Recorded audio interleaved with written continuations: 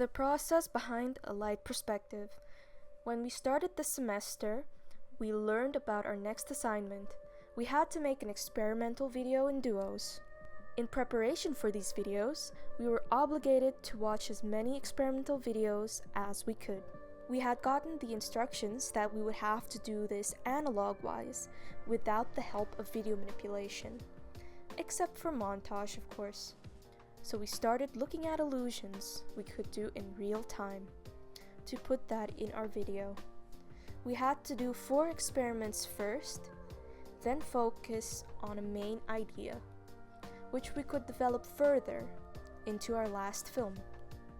The first 4 experiments had to be 30 seconds long. We were a bit stumped on which experiments we would do, so we decided to do the first ideas that popped into our heads, to see if they were doable in this short amount of time. The first ideas that came to mind were doing actions backwards and playing them back, using red and blue light illusions with the coinciding face paint, changing outfits while doing simple actions, moving mirrors and lights. We had gotten feedback on all our 4 experiments, and the first one and the last one were outvoted by the rest. We then went to do some other experiments in their place before the presentation.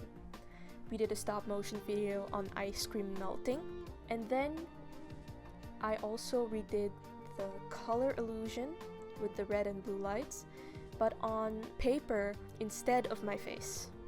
Walking backwards was outvoted again, so we chose that one for our main project.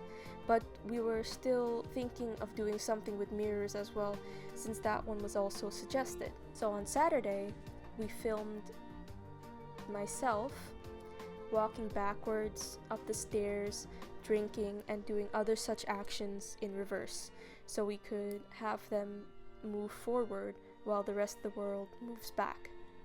We created a short movie about going through a world which is going backwards. The idea was great, but it wasn't as abstract as working with the mirrors and the colors as we had hoped.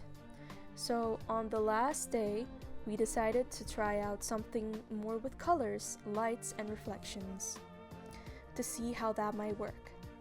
We gathered some materials and placed these shiny papers in a tube which had different colors, and used filters on the lights to create different colors of light. And we used this tube as some sort of lens to look at the reflections inside, which gave us this very cool effect that kind of also looked like a rocket. So this is our little video. I hope you enjoyed it.